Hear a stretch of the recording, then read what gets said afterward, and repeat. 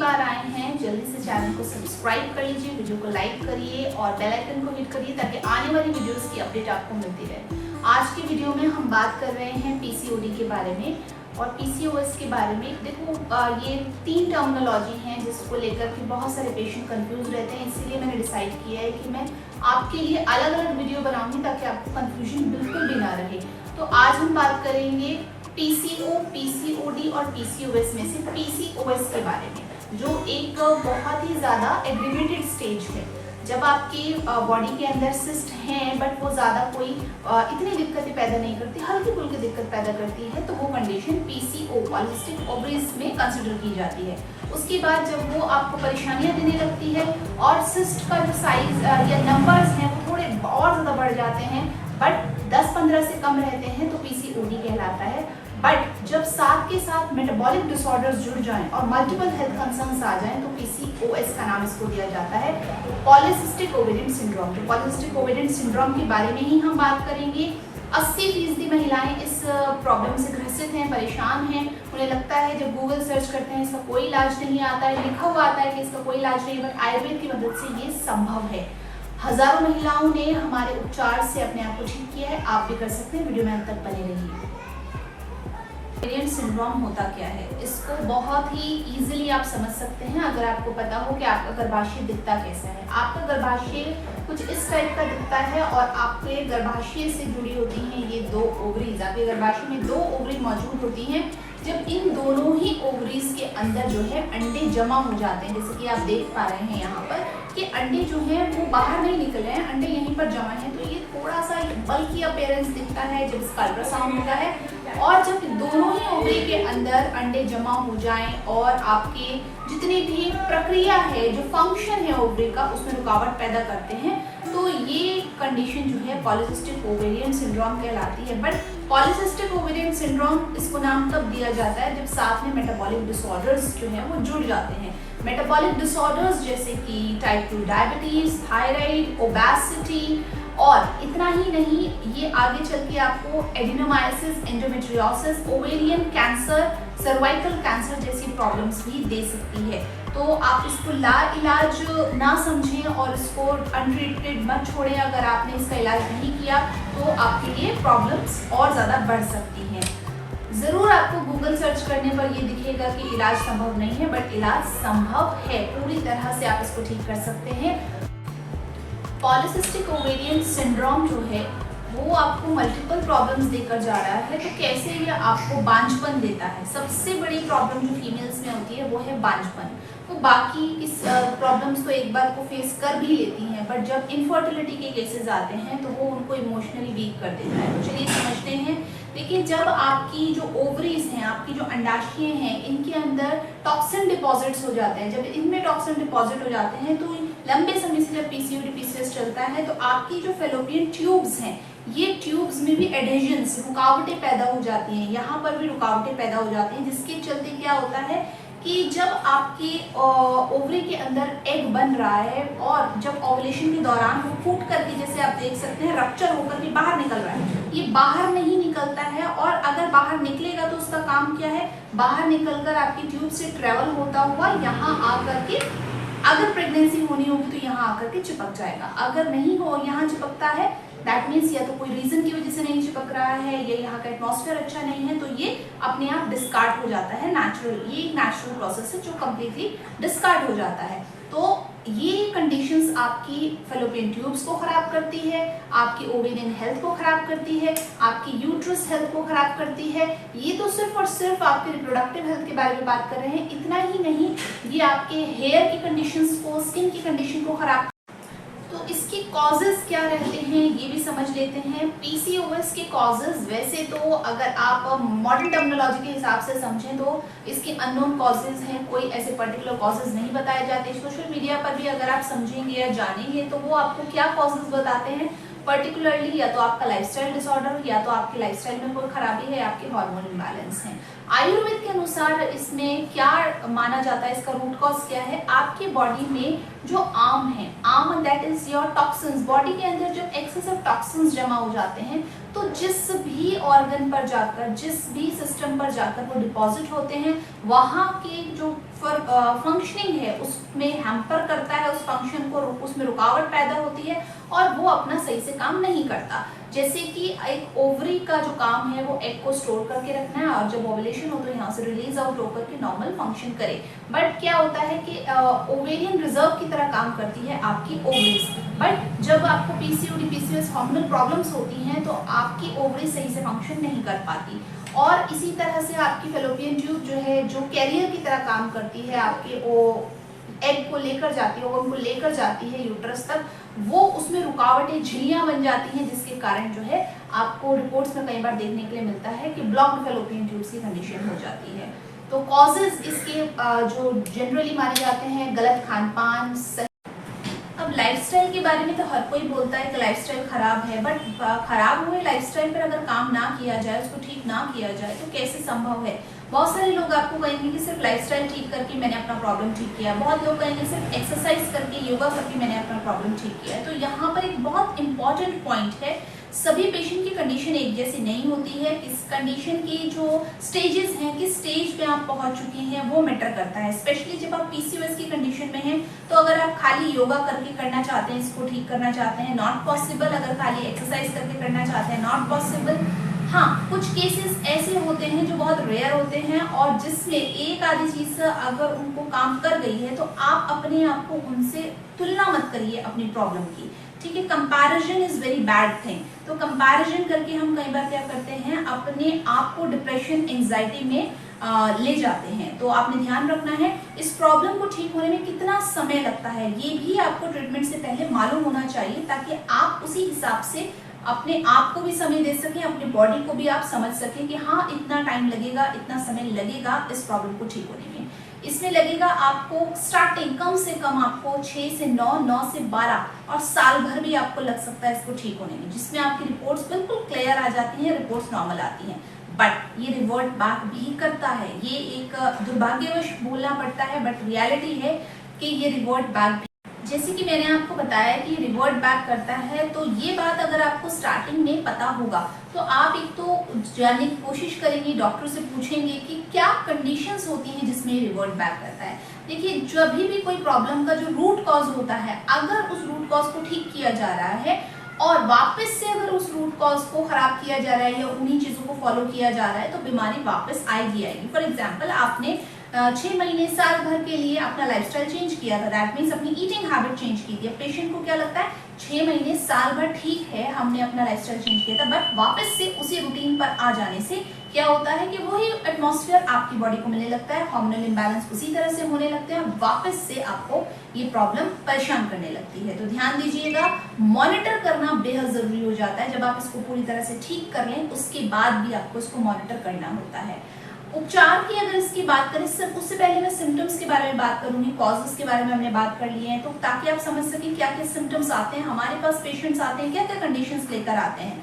तो सिम्टम्स की एक बहुत लंबी फहरिस्त है, बहुत लंबी लिस्ट है जो पेशेंट लेकर के आते हैं। किसी को बालों से रिलेटेड प्रॉब्लम होती है, बालों की भी अलग अलग समस्या होती है। किसी को ऐसे हेयर फॉल होता है जैसे कैंसर वाले मरीज के बाल गिरते हैं, कुछ को ऐसे हेयर फॉल होता है कि गंजापन आता है, लड़कों की तरह गंजापन आता है, मेल पैटर्न बाल्डनेस आता है।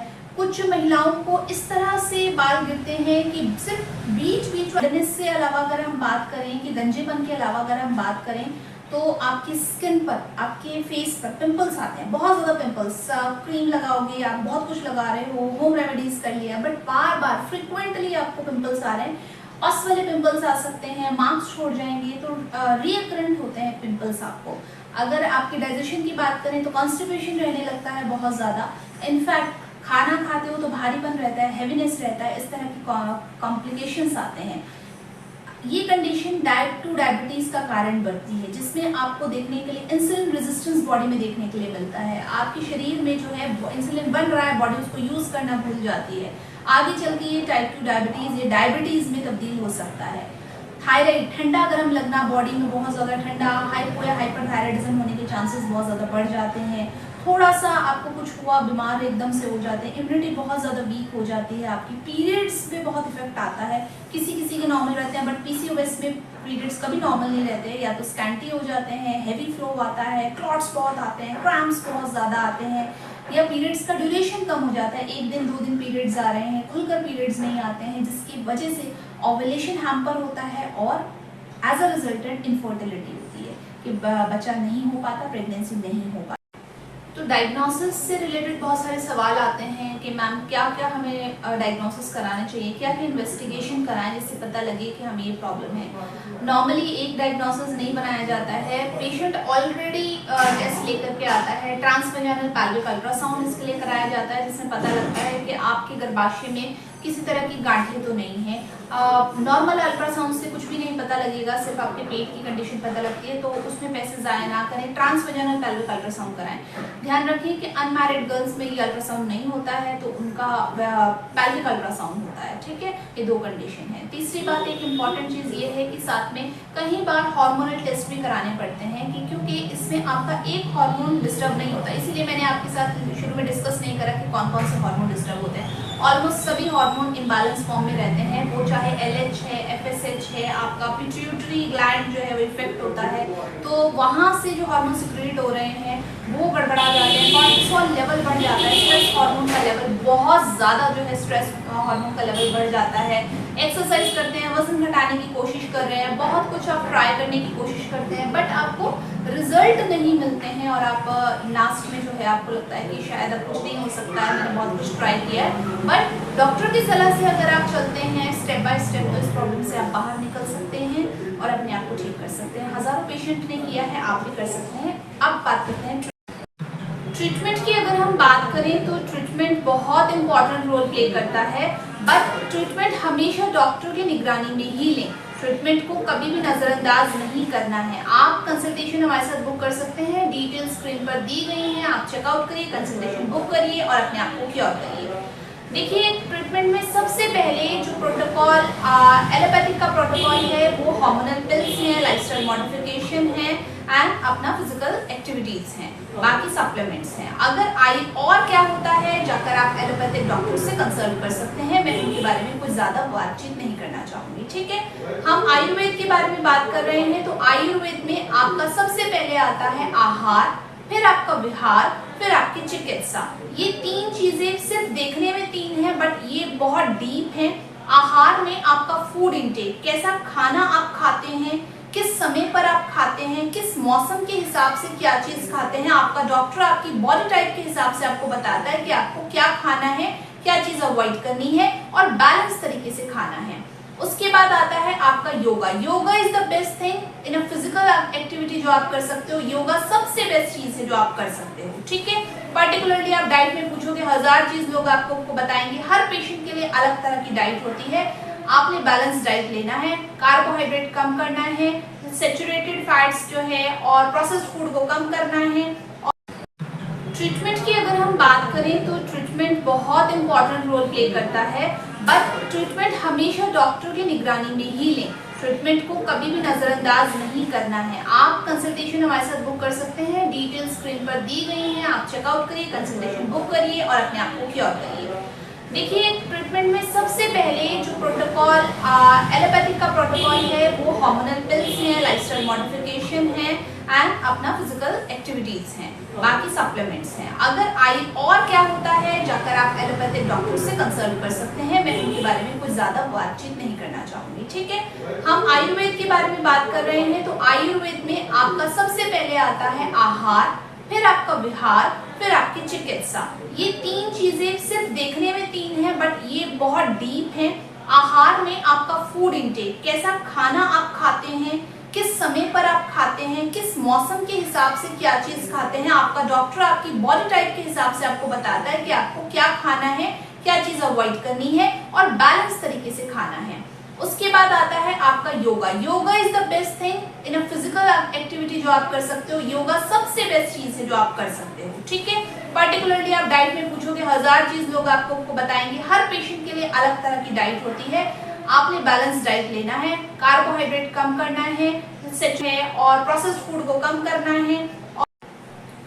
आगे ट्रीटमेंट में आपका डिटॉक्सिफिकेशन, आयुर्वेद के हिसाब से आपका लाइफस्टाइल मॉडिफिकेशन किया, आपने अपना खान पान अच्छा किया, आपने योगा करना स्टार्ट किया आपने, उसके बाद आपका डिटॉक्सिफिकेशन प्रोसेस, पंचकर्मा का बहुत इंपॉर्टेंट रोल है। अब आप कहेंगे कि मैम अगर ऑनलाइन ट्रीटमेंट लेते हैं तो कैसे पंचकर्मा आप कराते हैं? ये सारी चीज़ें हम अपनी निगरानी में आपको कराते हैं। कई बार ऐसा होता है कुछ थेरेपीज के लिए हम आपको ऑन प्रिस्क्रिप्शन रिकमेंडेशन करते हैं, कुछ थेरेपीज आपको लोकल डॉक्टर्स से भी लेनी पड़ती है, और कुछ थेरेपीज इस तरह से डिज़ाइन की गई हैं कि आप उनको घर बैठ कर के भी ऑनलाइन भी ले सकते हैं, तो उसमें बिल्कुल परेशानी नहीं आती है। वर्ल्ड वाइड ये सर्विसेज हम प्रोवाइड करते हैं। उसके बाद आता है आपका मेडिसिन्स।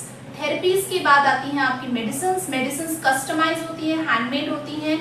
कुछ आयुर्वेदिक मेडिसिन जो मार्केट में उपलब्ध हैं थोड़ा बहुत आपको सपोर्ट करेंगी, और हो सकता है 80% तक भी सपोर्ट कर जाएं, तो आप नोट डाउन कर सकते हैं, जैसे कि कांचनार गुगुल हो गया है, अशोका अरिष्ट हो गया है, दशमूला अरिष्ट हो गया है, शतावरी हो गया है, हरिद्रा खंड हो गया है।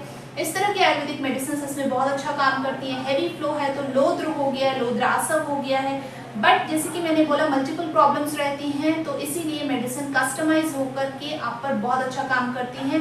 पर्टिकुलरली अगर आप उठाकर कोई भी ऐसी मेडिसिन लेने लग जाएंगे तो उसके कोई रिजल्ट नहीं आते। सिंपल शतावरी लेने लग जाओ, बॉडी पहले हीट करती है तो प्रॉब्लम होने लग जाएगा। ठीक है, तो अगर आप वीडियो को यहाँ तक देख चुके हैं तो होपफुली आपको ट्रीटमेंट पैटर्न समझ में आया होगा, कैसे आप ट्रीटमेंट ले सकते हैं। अगर आप भी 21 दिन की गोलियां ले रहे हैं तो उनको लेना बंद करिए, आज ही आयुर्वेदिक पे स्विच करिए। आयुर्वेदिक ट्रीटमेंट आपको साइड इफेक्ट्स नहीं देता है। बहुत सारे लोगों को लगता है कि साइड इफेक्ट देता है, स्लो काम करता है, तो ये धारणाएं बनाई हुई हैं लोगों ने, क्योंकि डॉक्टर की सलाह से नहीं लेते हैं, सेल्फ मेडिकेशन लेते हैं, तब आपको लगता है कि धीरे काम करता है। अगर आपने साल, 2 साल, 3 साल, 10-10 साल बाद पेशेंट जो है एलोपैथ से आयुर्वेद की तरफ आते हैं, तो क्या वो 10 साल आपको कम लगते हैं? जो आपको जब 5 महीने में, 9 महीने में रिकवरी मिलती है, तो आप क्या कहेंगे उस बारे में? कमेंट करके मुझे ज़रूर बताइएगा कि आयुर्वेद स्लो है या फास्ट है, या आयुर्वेद प्रॉपर रिजल्ट देता है या नहीं देता है। देखिए, आप बीमारी को बहुत ज़्यादा गहरी करके तब आते हैं आयुर्वेद में, इसीलिए आपकी बॉडी उसको ठीक करने में समय लगाती है। मल्टीपल प्रॉब्लम्स जो हैं वो आपकी बॉडी में हो जाती हैं। बट आपको ये जानना ज़रूरी है, पीसीओएस लाइलाज नहीं है, इसका इलाज किया जा सकता है, रिवर्ट बैक करता है, बट उसके लिए भी सावधानी बरतोगे तो रिवर्ट बैक भी नहीं करेगा, चांसेस कम हो जाएंगी। नेचुरल प्रेगनेंसी पॉसिबल है पीसीओएस की कंडीशन में भी, और ध्यान रखिए कि आयुर्वेद की मदद से आप अपने आप को पूरी तरह से ठीक कर सकते हैं। वीडियो अच्छी लगी तो कमेंट करिए, लाइक करिए, फ्रेंड के साथ शेयर करिए, और अगर अभी तक हमें फॉलो नहीं किया है तो फॉलो कर लीजिए इसी तरह की और वीडियोस के लिए। Thank you for watching.